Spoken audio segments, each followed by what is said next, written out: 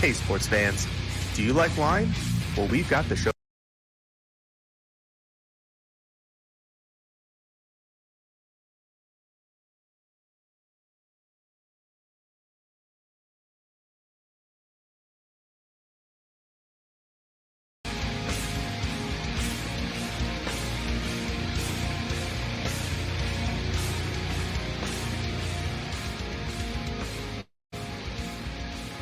And good evening, sports fans, and welcome to a brand new episode of Let's Whine About DMV Sports here on IE Sports Radio, your direct feed for all that is sports, and who, for the past 10 years, has been bringing you amazing content ranging from interviewing legendary athletes to building tailor-made shows dedicated to all major sports cities across the country.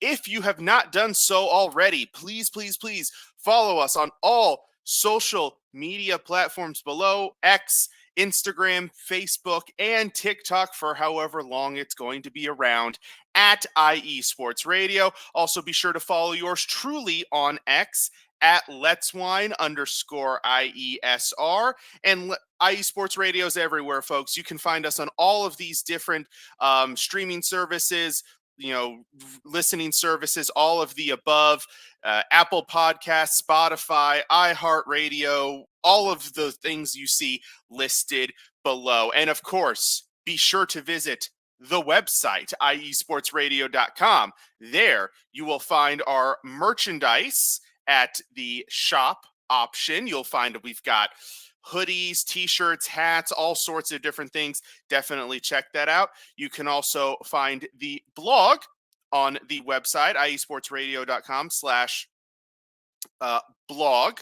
There we go. You can find my show page, Let's Whine About DMV Sports, on there. You can also find the blog on iesportsradioblog.wordpress.com.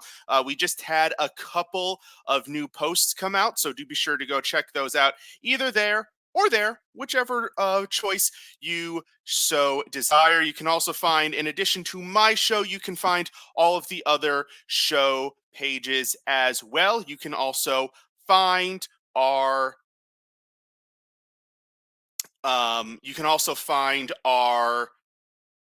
schedule. There we go. You can find our show schedule there as well. And of course, we have to give some shout outs to our sponsors: Planet Jerky Premium Brisket Beef Jerky, the jerky that's on a whole other planet, and also Seal the Deal Wax Seals. Definitely check them out as well. In fact, let's go ahead and do a quick word on our sponsors. Don't go away. You're listening to Let's Whine About DMV Sports here on IE Sports Radio, your direct feed for all that is sports.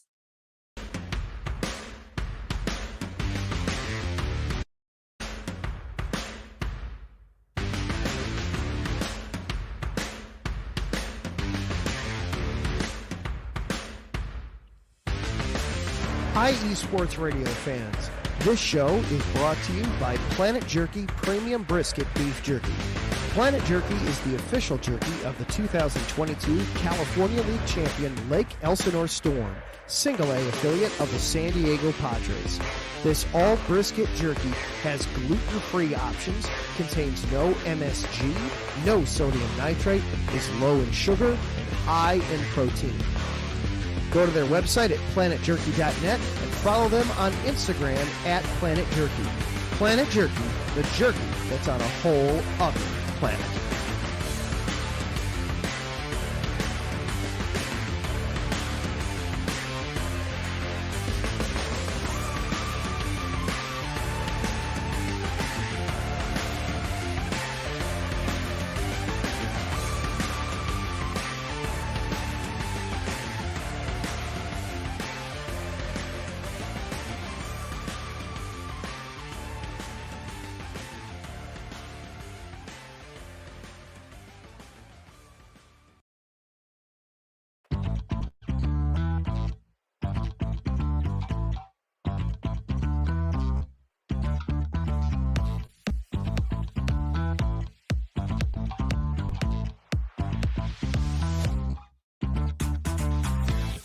Hey there, IE Sports Radio fans. Be sure to check out our sponsor, Seal the Deal Wax Seals by Cecilia B.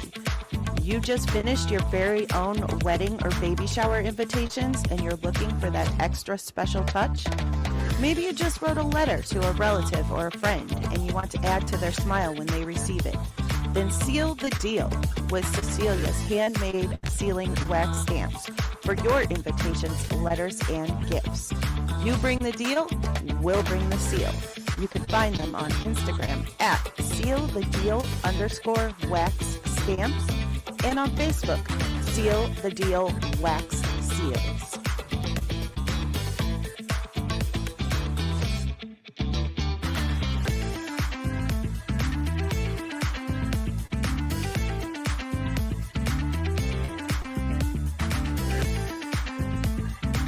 And welcome back to Let's Whine About DMV Sports here on IE Sports Radio, your direct feed for all that is sports. Once again, shout out to our sponsors. Once again, that's Planet Jerky Premium Beef Brisket Jerky that is on a whole other level.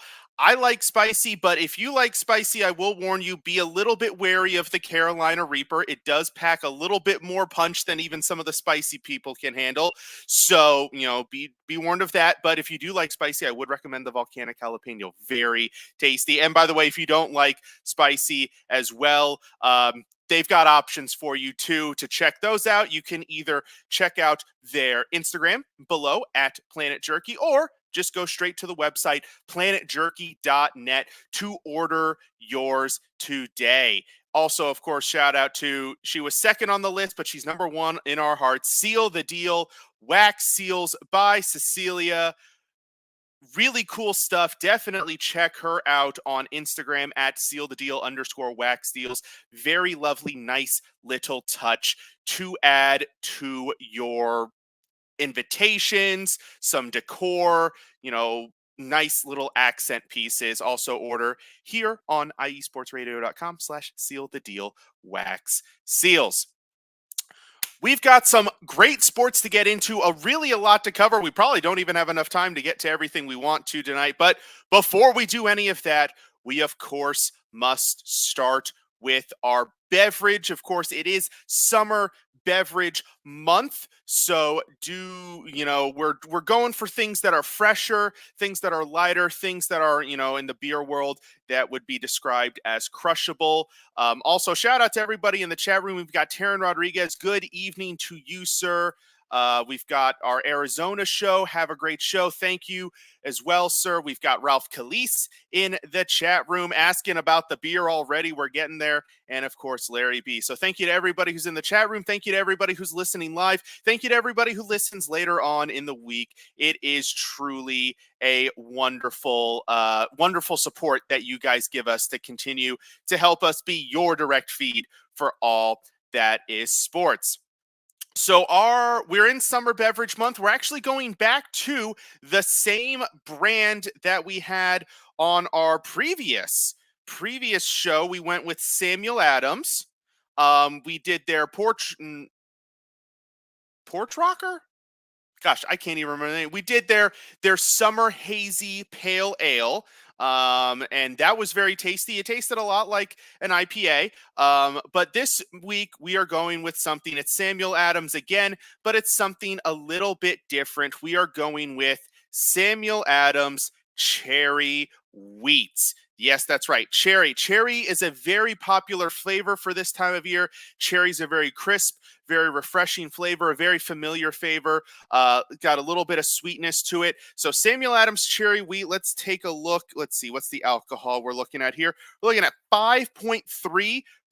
So kind of, again, in that middle range for most of your typical beers. This one actually has an IBU rating on it as well. We discussed IBUs, the International Bitterness Unit, last week with the Hazy Pale Ale. And the Cherry Wheat is coming in with 23 IBU, so that's lower on the bitterness scale than the Pale Ale, which you would expect. To be perfectly honest, I don't really believe this should have any bitterness to it because it's going to drink more like a fruit beer. Now, fruit beers typically do not have any bitterness to them. The emphasis is on the fruit hence why it is called a fruit beer. But clearly, this one's going a little bit different direction. It describes itself as a wheat ale brewed with Michigan cherries, real cherries, they claim. It also has some honey and some natural flavors. So we have to do the classic crack it open here, get our glass. Now, I did spark a wonderful debate last week about, always pouring your beers into the glass. And I did finish it off by saying, hey, at this time of year, I'll forgive it. If you just want to grab the can straight out of the fridge and, drink it, by all means, go ahead. That was a much better pour than we did last week. I am using my Noda Brewing glassware, Noda Brewing, local to North Carolina. But this is Samuel Adams, not Noda. Maybe I'll have to get some Noda beers now since, I keep using their glassware on the show. So you look at it, it's not red. So clearly, it's not like going to be incredibly cherry flavor in there, but you never know. This might actually have a very strong cherry presence. Let's give it a whiff.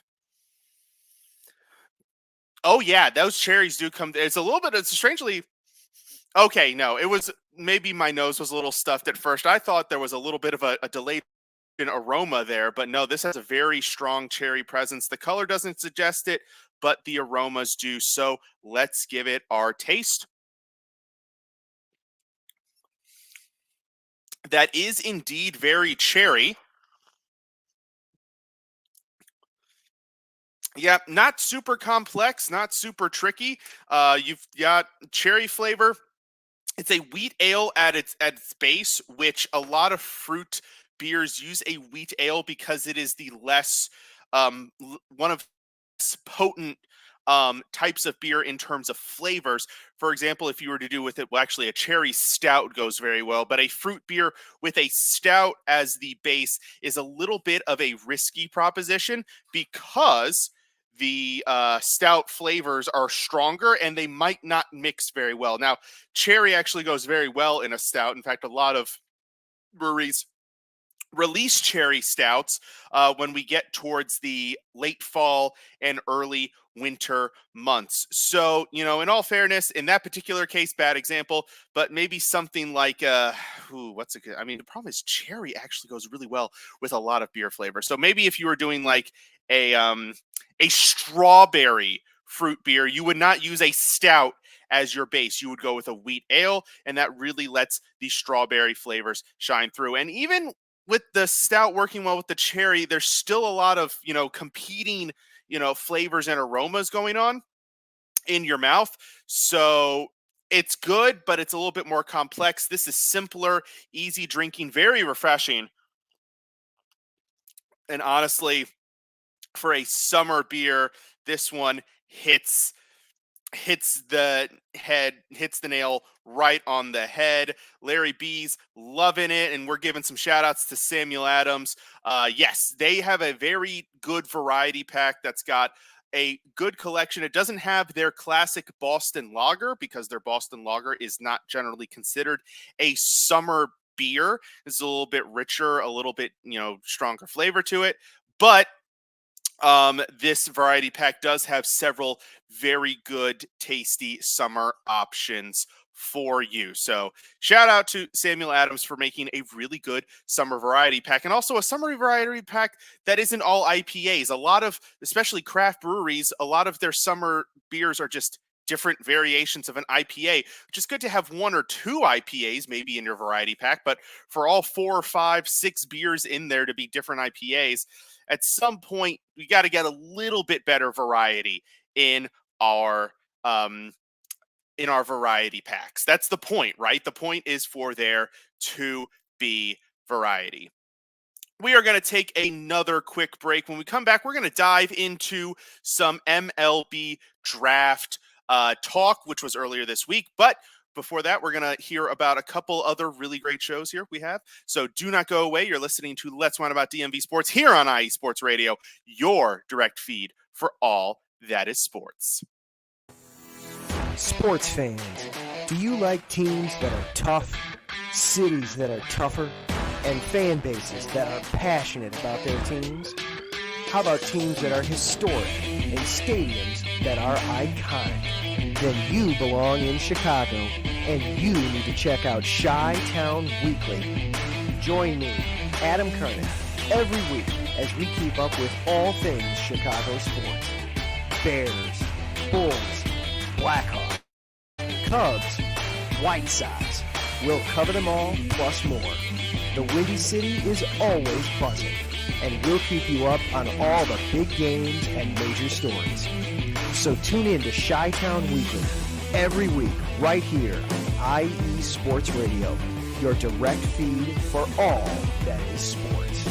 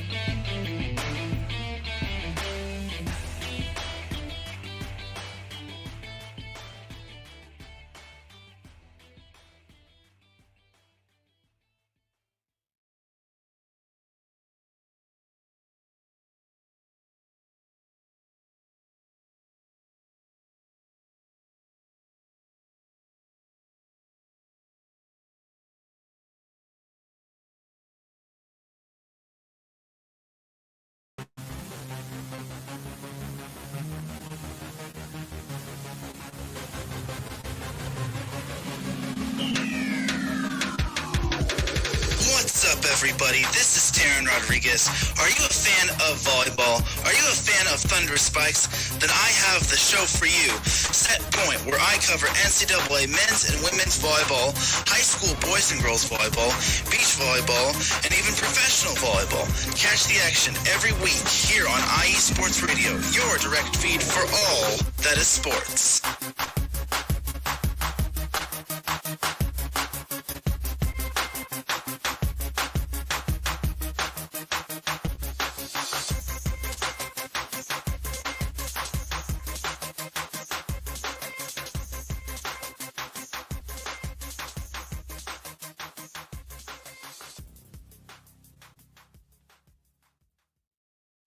And welcome back to Let's Whine About DMV Sports here on IE Sports Radio, your direct feed for all that is sports. So we are back to talk MLB draft. That's right. The MLB draft was held earlier this week, and it was actually held during the All-Star break, which is actually a really genius time for them to do it. I don't know if they've done this before. I haven't noticed that this is the trend for them to have the draft during the All-Star break, but it worked because fans paid a lot of attention to it.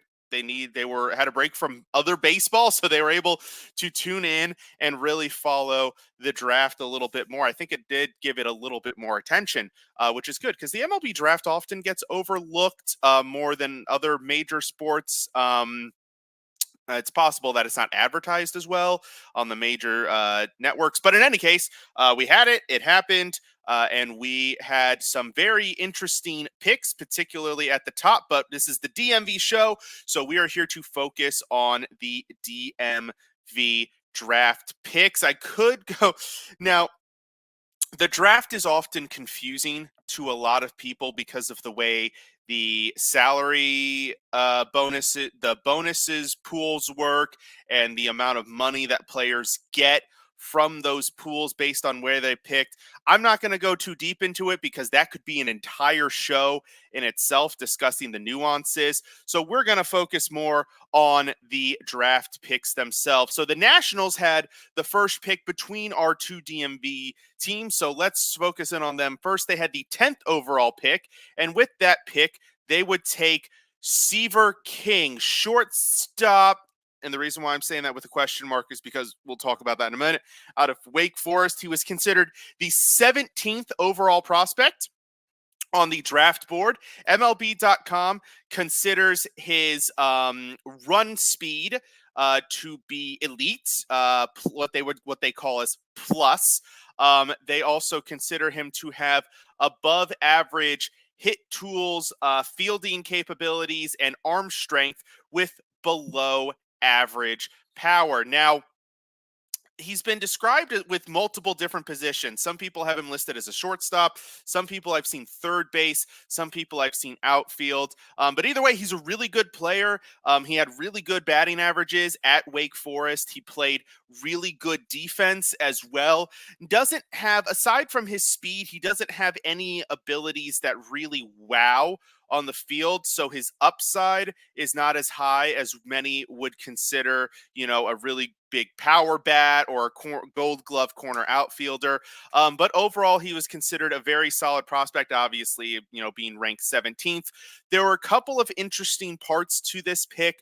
One of which with him being 17th, but being taken 10th overall. A lot of people thinking the Nats trying to save a little bit of money by going with a guy rated a little bit lower. And I do think that's kind of coming to fruition as they sign their draft picks. But more so, it's the position. Now, Seaver played shortstop in college. Now, the Nats, I don't know if you've heard, have a really good shortstop named CJ Abrams. Now, one of the knocks on CJ is his defense at short, although he makes plenty of wow plays. So I think people are a little bit too hard on his defense. But, I mean, Seaver King could end up being the better defender and kicking Abrams over to second base potentially. But either way, they have an all-star shortstop already on the team. He was described as a third baseman. They have way too many third basemen that they have to find out how to sort through between highly rated prospect Brady House, who's in the top 100, and recently acquired prospect. I'm blanking on his name. They acquired from Kansas City in the Hunter Harvey trade. So they've got some pretty decent third basemen. Outfield, they've got way too many guys. James Wood, Dylan Cruz, Robert Hassel, Elijah Green, Christian Vaquero, just a list of guys going down. And then in terms of second base, they have Luis Garcia, who's having a really solid season. They also have Trey Lipscomb, who might factor into the second base discussion, and also Darren Baker.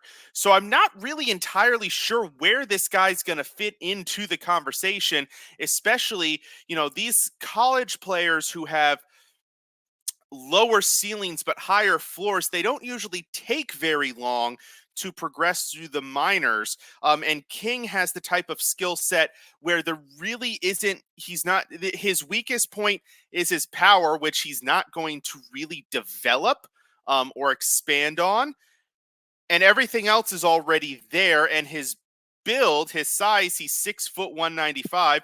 So he already has an MLB ready body. He has MLB skill sets. This is a guy who could make it to the majors pretty quickly. And the real question is, where is he going to fit into the mix, given that his top three positions he was listed at, shortstop, third baseman, and outfield, are probably the most crowded of the group. When the Nationals were coming into the draft with this 10th pick, there were really three places people thought they would go. They thought that if they went with a college bat, they would go with a power DH first base type, because that's probably the spot where there's the most opening. If they went with a high school, or they could go with a high school bat who they would take some time to develop. That was a very popular. Connor Griffin was a very popular high schooler that was mocked to them, or a pitcher. And they did none of the above with this pick. So, I mean, we'll see. It's not a bad problem to have, having multiple bodies and trying to figure out, where everybody's going to fit into the equation. But I do think that there were a couple of confusing elements to this pick. And people wonder if the way the top several picks worked out maybe kind of threw the Nats off their game. Some of the guys they wanted weren't there. And so they just kind of went with somebody who they were having conversations with or something like that. But I like Seaver King. I like the skill set. I think he has the chance to be a solid MLB player. I'm not going to necessarily give him the all-star label here, but I do think his ceiling is as an everyday, potentially lead-off hitter type bat, which I know, again, CJ Abrams fits that leadoff role, but I mean, you could put CJ Abrams second and let his power be more impactful. Or as a bottom of the order bat who gets on base and kind of wrecks havoc and creates problems. His floor, I would say, is as a utility glove type player, which you don't love to hear from the 10th overall pick. But I mean, his floor could also be like complete bust, and I just don't think that's going to happen with him. The Nats' next pick was pick 39, which they had gotten also in the trade with the Kansas City Royals. And with that, they got catcher Caleb Lomavita out of University of California. He was the 33rd ranked prospect, and they got him at 39. So that's a pretty strong value there. The MLB.com gives him above average power and throwing arm with average hit tools, run speed, and fielding. Now, average speed, a catcher getting an average speed rating is actually impressive because a lot of them get below average. I know when Adley Rutschman came out, he had plus tools across the board except his speed. Now, I still think they were a little harsh on his speed. I think he could have easily been a 40 or a 45, but they had him at like a 30 or a 35 speed. So for Lomavita to grade out as an average runner and a average athletes, actually it equates to above it's like saying your an NFL lineman is an average NFL athlete. Well, for linemen, having that athleticism of an average NFL player is elite. So that's kind of the correlation you see there. So that's really good. Many believe that he will be able to stick at catcher, but he could also potentially, with his arm strength and enough athleticism, move to either third base, which again they're super loaded at, or the outfield, which again they're super loaded at. But again, it's a good problem to have, and I like the move here. I like how solid of a player he is.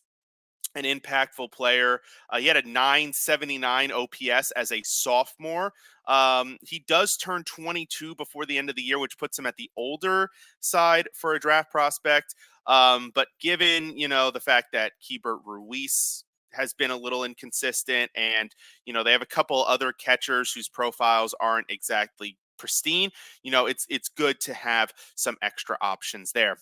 For the 44th pick, which was their normal second-round pick, the Nats took shortstop Luke Dickerson out of Morris Knolls High School. Now, this was kind of when they took Seaver King at the 10th pick, the assumption was that they were going to shoot their shot at one of the top prep players, high school prep players, and they did so by taking Dickerson. He was ranked the 49th best player in the draft class. They got him at 44, pretty fair value. MLB.com gives him a plus run rating, a very good athlete, and above average power potential rating, and then average essentially hit, tool, arm, and field. So this is a guy who they took for his bat, for his what they call loud tools. Now, what does that mean when they say loud tools? It's when, some of the more exciting tools are big numbers. Your power and your speed and your arm. Those are your exciting tools. I'm not saying people don't want to see good hit tools or good fielding tools, but, great fielders, they make wow plays, but nobody describes that as a wow talent. Now, being able to steal 50 bases, hit 40 home runs, throw guys out from the outfield, that's a lot more exciting than hitting 300. I think we can all agree on that. So he's got the loud tools with the power and the speed to give him the potential to be really good. Obviously, with most high schoolers, there's a development process, and I think Dickerson is probably going to be a while before we start talking about him in the majors. My rough estimate would probably be 2028 at the earliest before we hear his name, just so that they can make sure that they find a position, because the fielding and the arm lead to potential question marks on whether he will land in the field, but the speed allows him the versatility to end up at multiple positions. And they have to make sure that the hit tool, which they grade as average, slightly below average, they need to get that to the point where he can be an everyday MLB player. For the third round, the Nats took Kevin Bazell. I'm going to go with Bazell. Catcher out of, I did not put his school, Texas Tech. Graded by MLB.com as having a plus hit tool, an above average arm, average fielding, below average power, and below average run speed. The below average run speed, again, much more in line with what you would expect for a catcher. But the plus hit tool is obviously the big one there. He was a big offensive weapon for the Red Raiders. He made contact on 92% of fastballs that he was thrown at. That was thrown at him in 2023. So that's a pretty impressive stat. But again, more questions about where he will land. The athleticism limits him a little bit more, but the plus arm strength means he could end up at a couple of different spots. But again, there's spots that could be already too heavily loaded, and especially given that they already took Caleb Lomavita. I mean, how many catchers do you need? This was the part where the draft started to get a little weird for the Nats, because why would you take two catchers with your first four picks? What's the need there? You only start one a day. You only keep two on the roster. It was just, that felt a little bit strange to me, going the double catcher route. In the fourth round, the Nats took pitcher Jackson Kent out of Arizona. Now, Jackson Kent was a rated prospect. They rate the top 250 prospects. So he did get a ranking. He's got a nice pitch mix and good control. Guy who they think could end up as a starter, but he's got to put some of the stuff together. He doesn't have overpowering stuff. He doesn't have any one particular elite pitch. So all of the pitches kind of have to work together for him to succeed. So that's going to be the key there. And the Nats did have a couple of impactful later round picks, outfielder Sam Peterson and third baseman Colby Shelton. Both college players, both guys with some interesting tools that could make an impact further down the line. Now let's jump over to the Orioles draft. I'm going to try to speed through this a little bit more because I spent a little bit too much time on the Nats. With the 22nd pick, the Orioles picked exactly who I wanted them to take. They took Vance Honeycutt out of UNC, the 22nd rate prospect. They had the 22nd pick. It was exactly who I wanted them to take. A guy with great tools and very high upside. A lot of teams and scouts are concerned about the ability to hit for average because his strikeout rate ticked up a bit in college. But he was a two-time ACC Defensive Player of the Year. He has a tremendous power. He was very impactful for UNC as they made their College World Series run. I mean, there's a lot to love about this guy. His ceiling is a perennial all-star if he gets the hit tool under control. And even then, his floor is a, kind of a fourth outfielder, DH, power, pinch hit type who's got the defense to play all around the field. So, I mean, I really liked Vance Honeycutt. I thought he would go earlier, but hey, he fell to the Orioles and the Orioles took him. With the 32nd pick, which they got from Gunnar Henderson, winning Rookie of the Year, they took shortstop Griff O'Farrell out of Virginia. Griff, not any one super exciting tool, very good hit tool, good defensive capabilities. Actually, his profile, when I first read it, reminded me a lot of Jordan Westburg when he came out. The only difference was Jordan Westburg had a better power tool grade for MLB.com. Griff has a better hit tool, but both seem more than capable defenders that could play multiple infield positions. And yeah, the only weird thing is that the Orioles have a lot of good infielders. So I don't know where Griff's going to play right away. But again, it's a good problem to have, loading up on strong position players. And this was about where he was graded. With the Orioles' normal second-round pick, the 61st pick, they took catcher / first baseman Ethan Anderson. I have to throw that on there because his profile kind of goes either way, more of a hybrid player. And that makes sense because you don't need a full-time catcher when you have Adley Rutschman as your catcher for now and for the foreseeable future.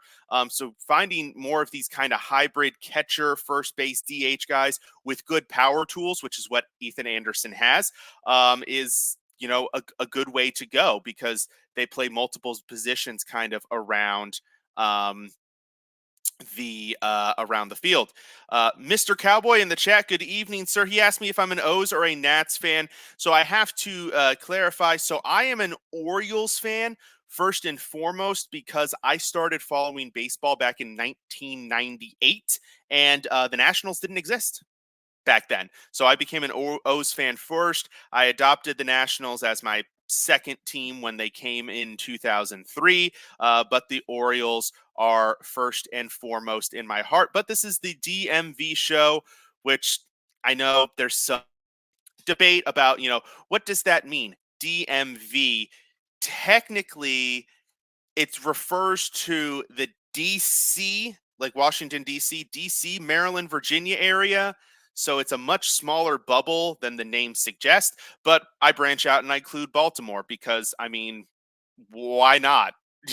There's no harsh rivalries between the two cities, and it's only 2 extra professional sports teams, so let's include all of them.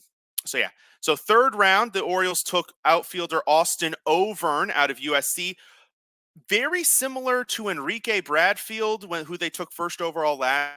The hit tool is a little bit quieter, and the speed is still elite. But I think Bradfield had just a little bit more across the board, but Overn very similar skill set, very similar type of player, which I thought was an interesting move. I almost kind of read that as is Enrique Bradfield on the trade block because they basically just drafted a maybe slightly lower graded version of Enrique Bradfield. So why would you draft that? Bit confusing. With the 4th round pick, they took Chase Alsup out of Auburn. Intriguing pitching prospect. Debatable whether he lands as a starter or in the bullpen. They'll have to kind of figure that part out. More than likely bullpen, but still a good pitcher. And then in the 5th round, they took another kind of hybrid catcher, Stafford out of Cal Poly. His hybridization isn't catcher / first base. He's only 5'10", 180. So his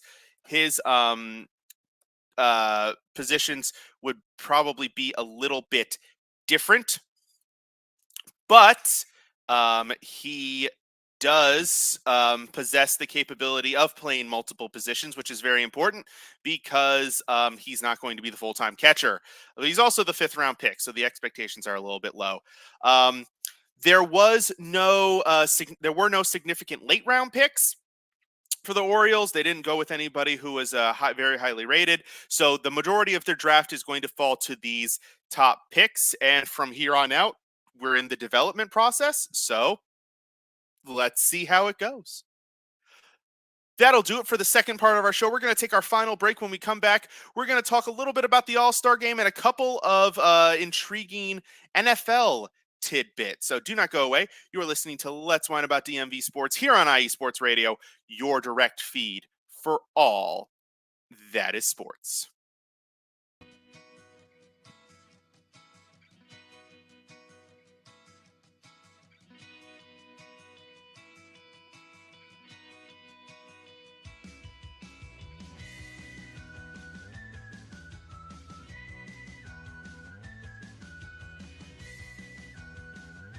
Hey, Cleveland and Columbus sports fans. This is Jen D, host of the Show of the Land on IE Sports Radio, your direct feed for all that is sports. If you love Cleveland and Columbus sports like I do, be sure to tune in live to the Show of the Land on Tuesdays, where we will cover the Cleveland Browns, Cavs, Guardians, and Monsters.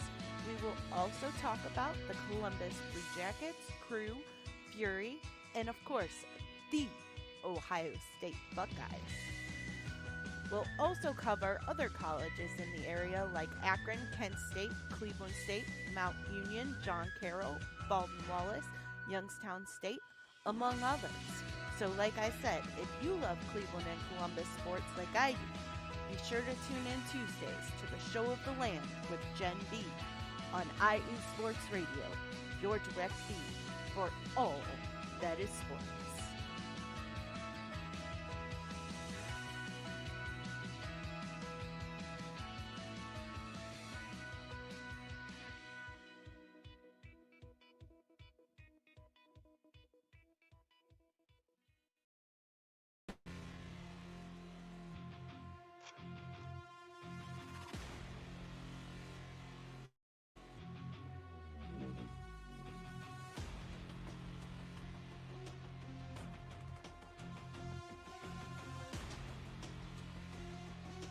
What's up, Pittsburgh?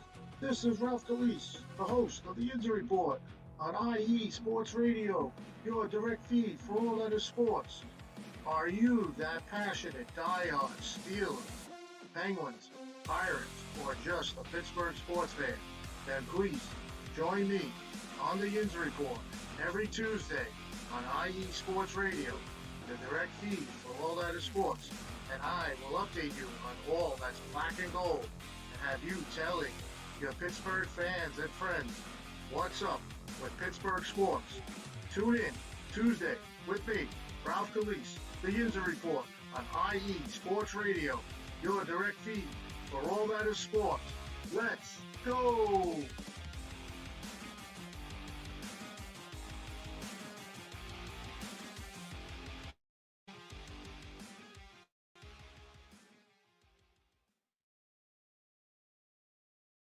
And welcome back to Let's Whine About DMV Sports here on IE Sports Radio, your direct feed for all that is sports. We are entering the final few minutes of our show. I am still working on my beer, but of course, this is my prime time to remind everybody of the show's main message, which is please drink responsibly.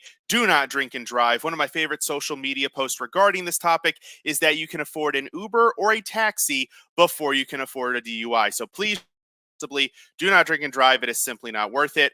I will not be going anywhere after this, and if you have been drinking, neither should you. So if you're at home, please stay put. Or if you're out and about enjoying your weekend, having a party, watching a sporting event at a bar, please find the safe way home.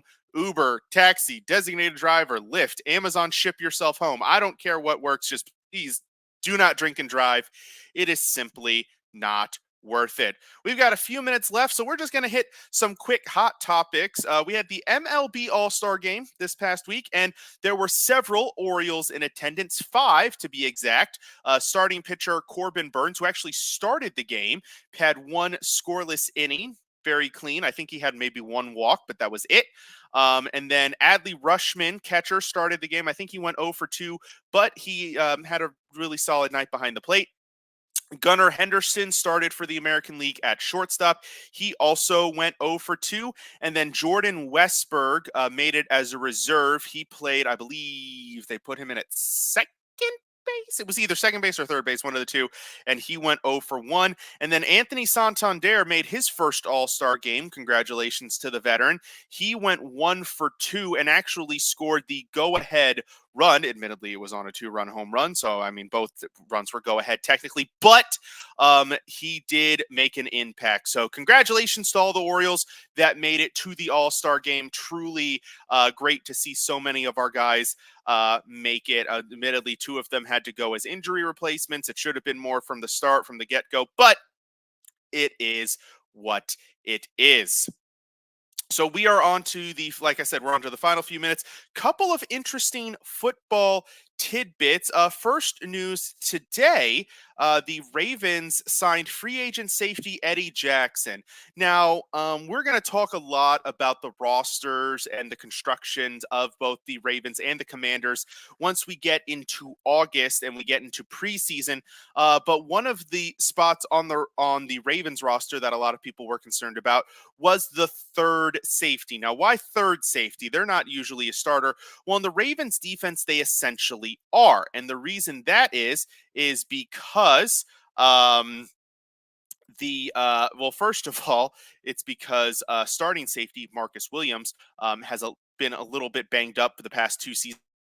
But two, it's because they like to utilize the other starting strong safety, Kyle Hamilton, in a lot of different ways. And usually when you have a safety who you like to move into the box, move around the field, it's good to have an extra guy that you can put behind him so that there's coverage on the back end. Jackson can play both safety spots.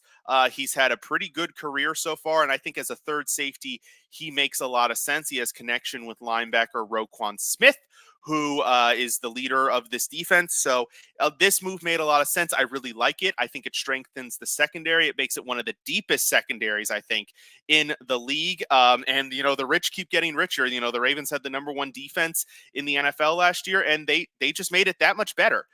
So, there you go. There's no real complaints or arguments to be had on this one, unless you want to argue that, oh, no, he's going to take away snaps from a couple of rookies. Woo. Oh, no. What are they going to do? The other interesting DMV football, not really news, but it's more of a debate that's going on right now. Are the Commanders interested in Brandon Ayuk? I don't know how that came up without the N there. Let's fix that really quick.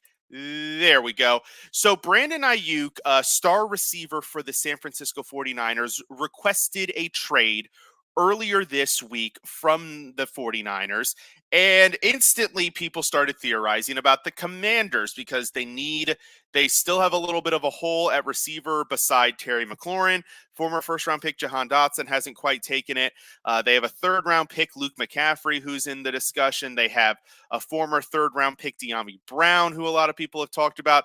They even have veteran Jamison Crowder, who's an option.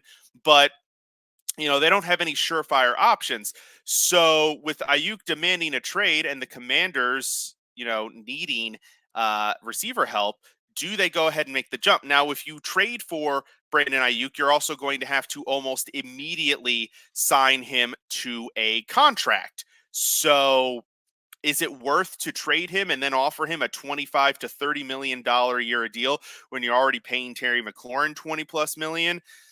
Potentially, because you have a rookie quarterback on a rookie contract, so you don't have a ton of money. You have lots of draft picks from the last few years that you're getting to save a little bit of money on. You've pinched pennies elsewhere, and also you still have a ton of salary cap space. The Commanders are still second or third in the NFL in salary cap space, so you can easily fit Ayuk in there, and you can easily sign him to an extension, but does it make sense? Is this team in a position where they should give up a second or a third round pick or whatever the heck it might cost in order to get Brandon Ayuk? That would be the debate. And do you really want a disgruntled wide receiver as your wide receiver to come in? It's an interesting debate. It's an interesting discussion for people to have, but will the Commanders actually pull the trigger is the question that will be asked for a little while, I'm sure, until Brandon Ayuk is actually traded. But like I said, we'll dive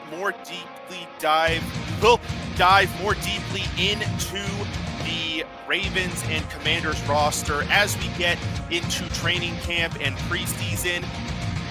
But for now, we're going to go ahead and wrap up this show. Thank you to everybody who tuned in. Thank you to everybody who jumped into the comments. Larry B, Mr. Cowboy going to the Nats Reds game tomorrow. You do enjoy that, sir. They have been playing some very good baseball between the two of them over the last couple of days, so that's great. Larry B jumping in the chat, Ralph Calise, I hope everybody enjoyed the show. Everybody enjoyed the beer, which I'm going to go ahead and finish up here in a few minutes. We'll be back next week, probably talking more baseball, probably talking less baseball draft, and diversifying our portfolio just a little bit. Once again, shout out to our sponsors, Planet Jerky Premium Beef Brisket Jerky. Do not forget to follow them on Instagram and order off of the website. Shout out to Seal the Deal Wax Seals as well. Do be sure to follow them on Instagram and check out their website. And of course, reminder, if you have not done so, which you should have done when I brought it up at the beginning of the show, but if you didn't, that's okay. Follow us on all social media. Follow me on Twitter. Check us out on all of these platforms below. Check out our website with, of course, you know, the options to shop, the show pages, the blog, all of the above and more. And of course, please remember, I know we just talked about it a few minutes ago, but it really cannot be stressed enough for you to please drink responsibly. Do not drink and drive. You can afford an Uber or a taxi before you can afford a DUI. So please drink responsibly. This has been a ton of fun, folks. Thank you all for tuning in. Thank you from the DMV. This has been Mike Patt with Let's Whine About DMV Sports on the IE Sports Radio, your direct feed for all that is sports. Have a great week. We'll see you next time.